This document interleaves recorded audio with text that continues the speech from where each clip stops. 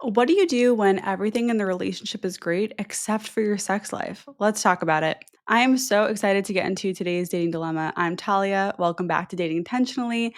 And I'm loving this series where I get to answer more of your questions here, not just on the podcast, which, by the way, you can listen to on any podcast platform.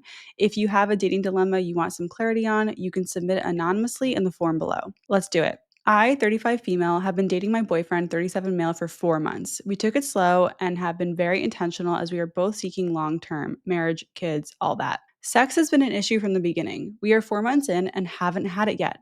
He wanted to take things slow because he'd been single for 2 years and felt resty. That was fine by me, but I was a little surprised that our makeout sessions were rare and also lacking that fun, passion, and excitement. We've been doing relationship check ins thanks to your podcast, and the sex comes up each time. He has thanked me for being patient. He said he's dealing with bitterness and trauma from past relationship. He also wanted to try changing a med that could be affecting his libido. I was caring, patient, and understanding, but I did start to develop major concerns about what this meant for us, and sex is very important to me. He has since changed this medication and reported that he's feeling a change physically, meaning more sex drive. In further conversations, he says he wasn't comfortable with giving or receiving oral sex due to a dynamic with a prior partner that made him uncomfortable. Regarding our situation, he says, quote, "We'll figure it out, but I'm really starting to wonder if I need to move on. I've given up hoping that he'll touch me on date night. I don't feel desired. I feel so touch starved, even though he is good with cuddling during movies and a casual touch here and there. Otherwise, he is potentially a great partner based on his willingness to have hard conversations and our aligned values. But I'm starting to have a really hard time imagining our sexual relationship transforming into the one I need for a long term partnership, even if it does improve. He's also not the biggest texter and needs more alone time than I do. So I guess those aspects are not helping on top of the lack of sexual relationship." Wow. Okay. So this is so tough. Again, I would love to hear your take in the comments if you're watching, what your advice would be to this person, what you would do if you've ever been in the situation. Here's what I think. This is really tough. It's great you found someone who is willing to have hard conversations, as you mentioned, and that your values are aligned. But yeah, the sex is not happening. And I just want to say right off the bat, you should probably break up with this person. It's been 4 months and you haven't made any progress in an area that is really important to you. And this doesn't set you up for a great future in this relationship. And obviously, you know that. That's why you're writing in. It's so tough to be in a relationship with someone where there's an issue that's more related to them and you care about solving it more than they do. Or maybe the care is the wrong word. He probably really wants to be able to fix this, but that would require a lot of discomfort on his end. And unfortunately, for some of us, it's easier to stay in the same unfulfilling situation than do the hard and uncomfortable work to change it and get into a better situation. I empathize with him, and I can tell you do too, but that doesn't mean that you need to settle for a relationship where you feel touch starved and not desired. By the way, if you're watching this and you are the one who's struggling with sex in any way, I want to acknowledge that, yeah, there is a lot of embarrassment and shame around that. And those feelings sometimes block us from making changes at all.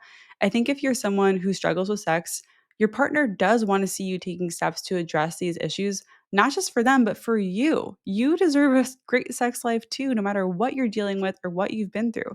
Your partner can't address these issues for you, but of course, you can expect support and patience from them. So, back to you. One of the redeeming things you mentioned about him is that he's willing to have hard conversations. And I agree, that's great. But there needs to be follow through on those conversations too. Otherwise, you're just going to be talking in circles for the months to come. It's been 4 months, and other than changing his meds, what else has he done to address this? So I noticed two big red flags here too. One is that he said, quote, "We'll figure it out." When I read that, my first reaction was, "Sir, that is not a plan. That's just sweeping it under the rug." The other red flag I noticed is that he doesn't want to give or receive oral sex due to a past situation that was traumatic for him, and yet he doesn't seem to want to do anything about it, right? Like that is something you can address with a specialist in therapy. There are so many different ways to move through that and heal. I definitely relate to what you're experiencing a little bit. I was in a relationship with someone for 6 years, and our sex life just started to die this slow and painful death, for me at least. We would have sex once a month and it was very predictable. Like I could predict when it would happen down to the hour. Anyway, when I wanted to address it, my ex just shrugged it off. And I'm sharing this to illustrate how you can't solve a problem together if the other person has no desire to, which really sucks.